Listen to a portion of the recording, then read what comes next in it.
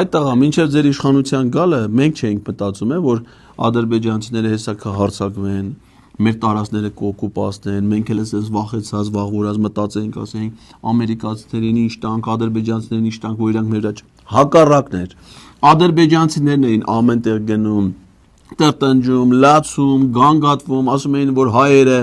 ոչ թե հեսա կհարձակվեն, այլ վաղուց հարձակվել են իրանց վրա, իրանց տարածքները օկուպացրել են, իրանց երկրի 20%-ը օկուպացված է,